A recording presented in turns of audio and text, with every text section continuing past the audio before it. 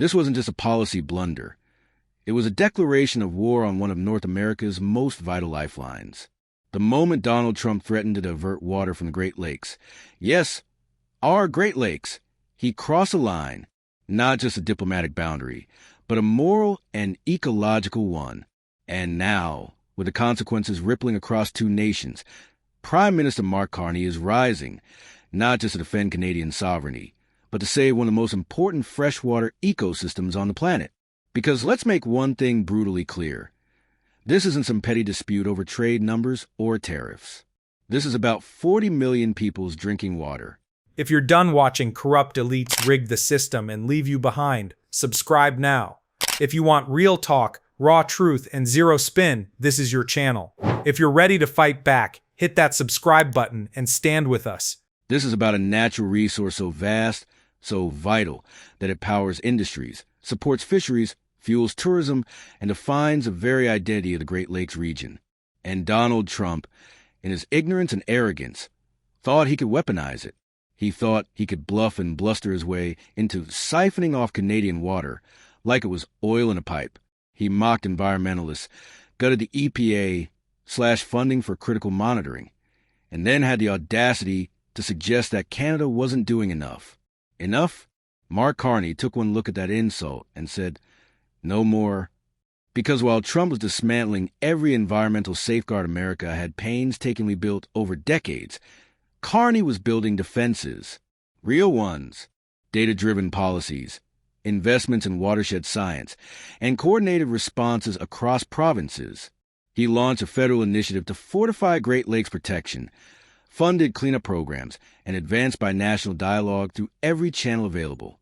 But there's only so much diplomacy you can offer when the other side is actively poisoning your water. Trump's EPA rollback meant mercury levels spiked. PFAS, those toxic forever chemicals, crept into rivers. Algae blooms exploded into choking green mats, so thick they suffocated fish and closed entire beaches. And while Americans in Michigan and Ohio suffered, the pollution didn't stop at the border. It flowed north into Ontario, into Canadian drinking water, into ecosystems that didn't vote for Trump's madness but are now paying for it. And all the while, Trump smirked on stage, bragging about deregulation, pretending this was about jobs. Jobs? What about the 75,000 tourism jobs now threatened by foul-smelling, toxin-laced beaches? What about the fishermen who can't sell catch contaminated with chemicals? What about the families hauling bottled water into homes? Because tap water is no longer safe. Mark Carney stood before Parliament and called it what it is, environmental aggression. And now, Canada is drawing the line. Carney has activated an emergency environmental protection mandate. His administration is deploying autonomous water quality drones. New satellite tracking systems are going up to monitor U.S. discharge points in real time. And if that weren't enough, Canada is preparing legal retaliation, including suits in international environmental courts for treaty violations. Because Trump didn't just pull out of agreements, he shredded them.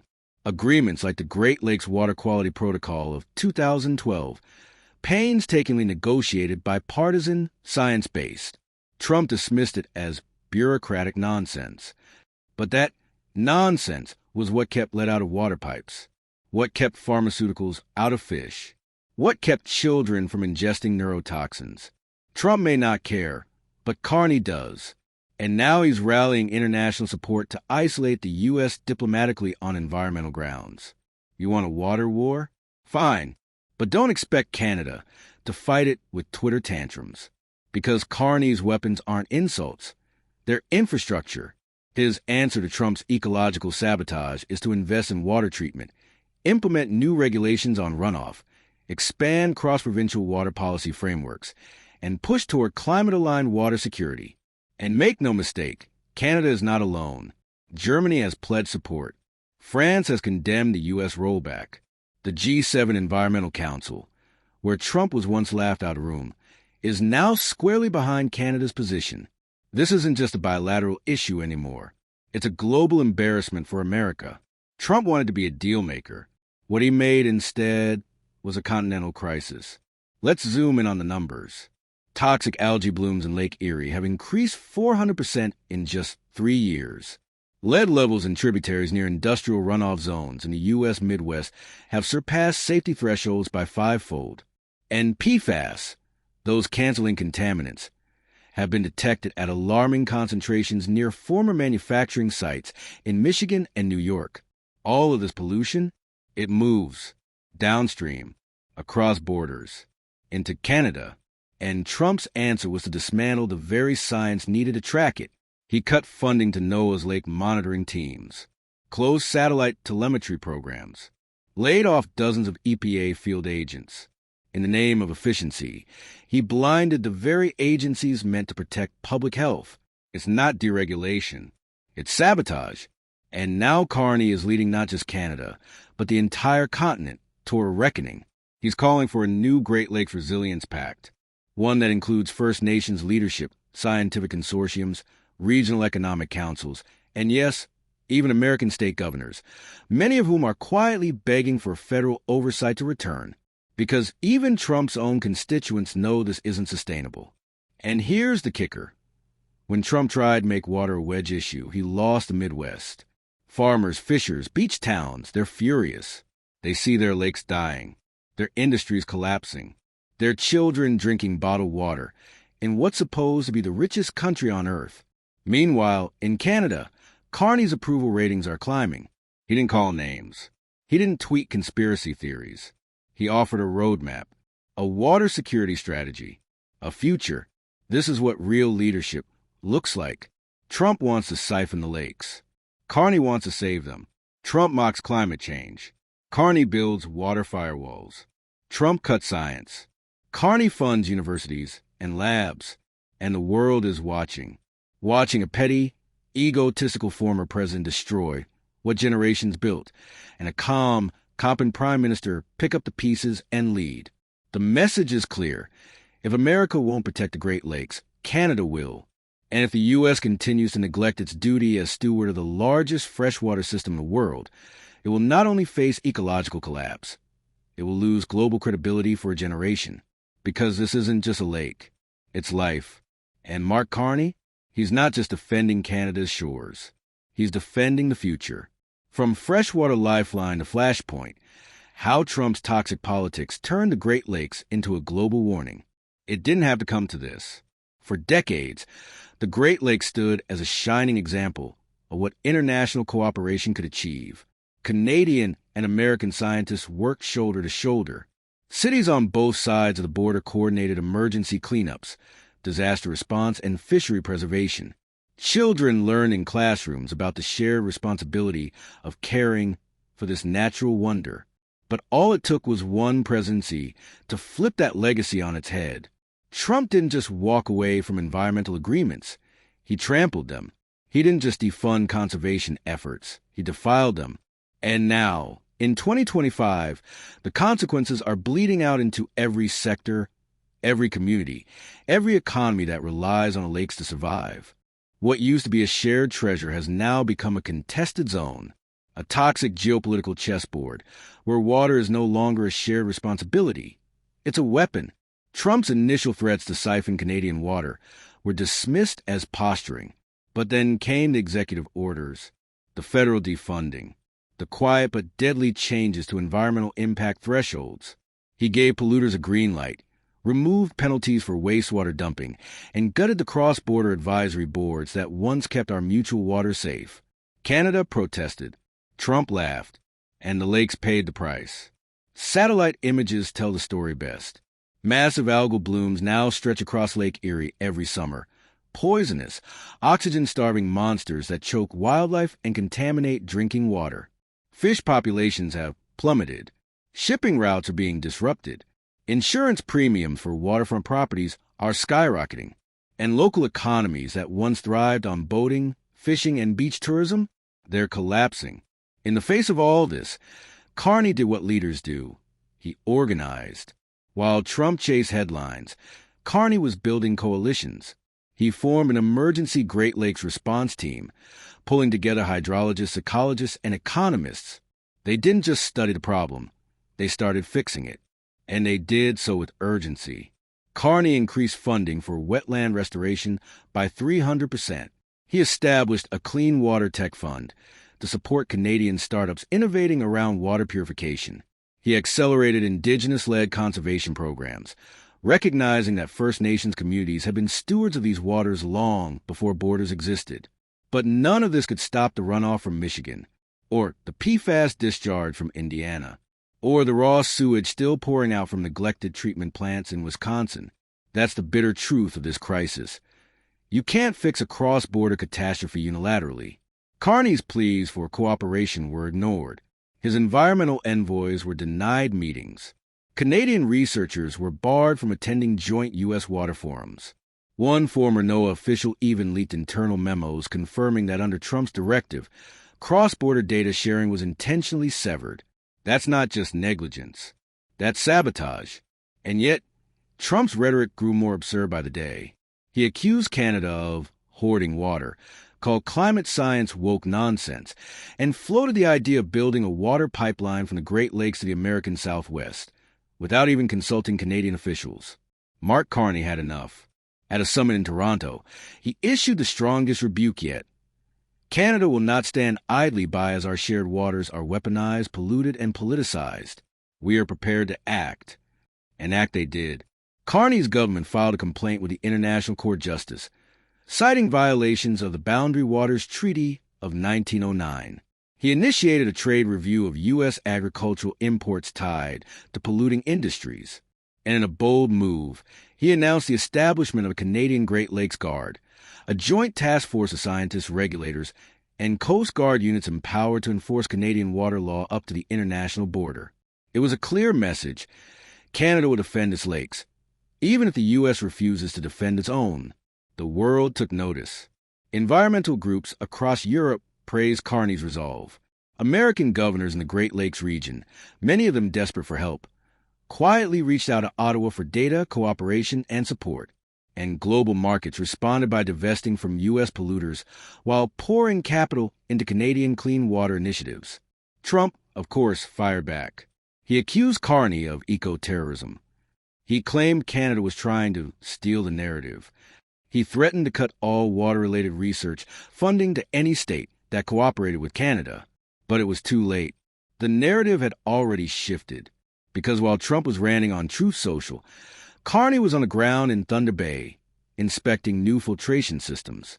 While Trump was attacking climate activists, Carney was hosting summits with global mayors to share clean water strategies. While Trump was unraveling a century of cooperation, Carney was building a new one without him. And here's the irony. Carney didn't want this confrontation. Canada didn't pick this fight.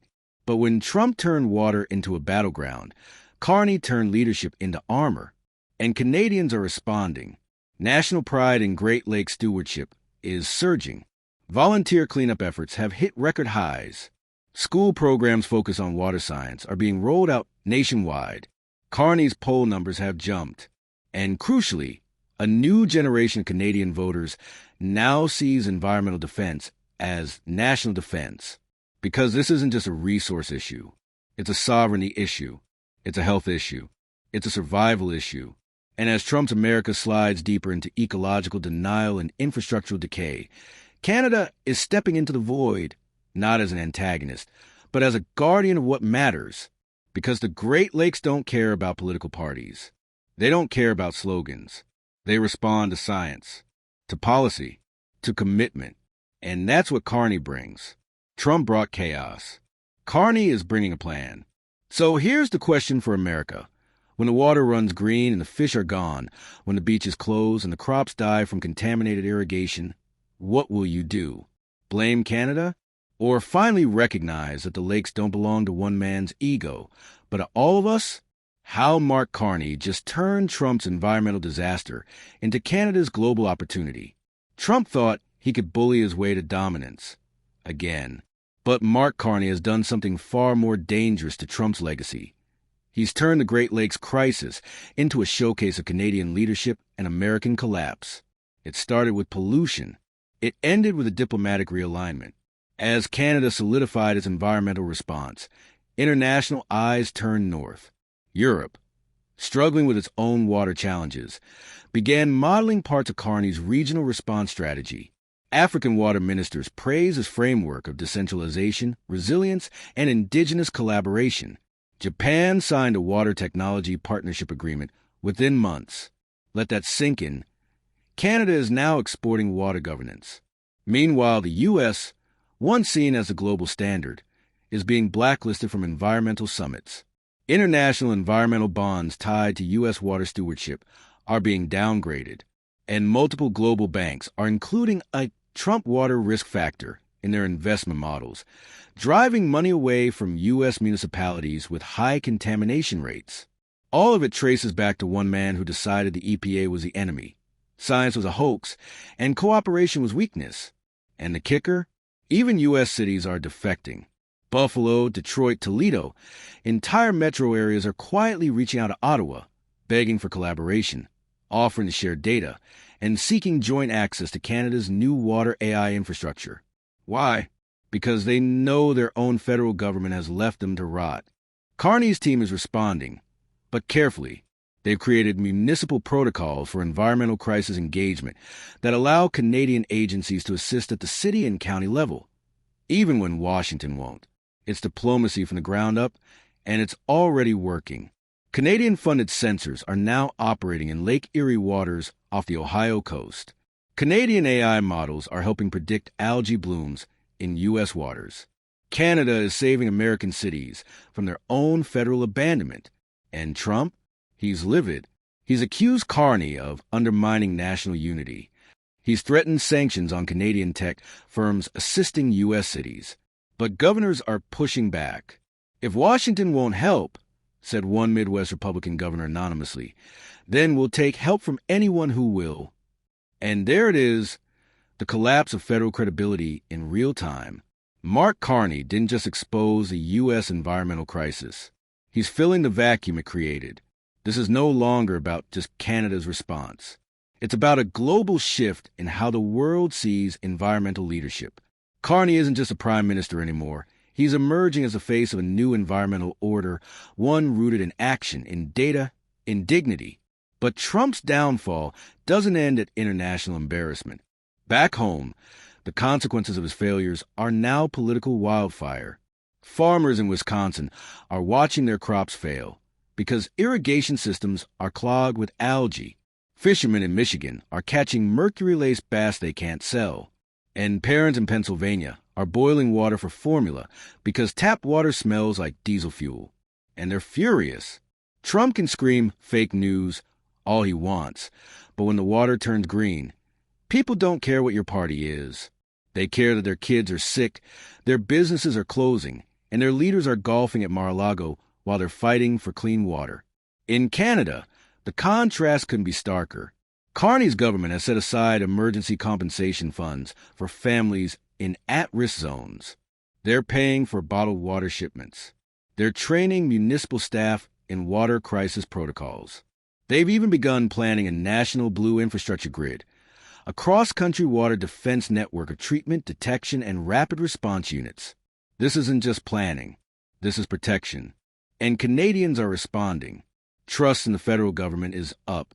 Environmental volunteerism is at a 10-year high. Universities are seeing a spike in water science enrollment, and public confidence in Carney's leadership is soaring. Meanwhile, Trump's approval ratings are underwater, literally and politically. The final blow came during a U.S. Senate hearing, when a whistleblower from the EPA testified that the Trump administration had ordered the burial of contamination reports in multiple Great Lakes-adjacent states. The reports included data showing rising PFAS levels and documented increased cancer rates in 3 counties. The cover-up blew the lid off everything. Media across the world ran with the story. U.S. at Great Lakes cancer risk. Trump silenced scientists on water contamination. Canada warned, U.S. ignored. And the outrage spread like wildfire. International NGOs began lobbying for sanctions against the U.S. over environmental human rights abuses. The United Nations launched an investigation. And Mark Carney? He didn't gloat. He held a quiet press conference reiterated Canada's offer for international environmental arbitration, and pledged continued cooperation with any U.S. states willing to put people before politics. That's the difference. Trump burns bridges. Carney builds lifelines. Trump denies. Carney delivers. And now, as the 2025 election cycle looms, the environmental crisis has become a referendum on leadership. Trump's opponents are using Carney as a contrast point. Why can't we have leadership like this? They ask at rallies.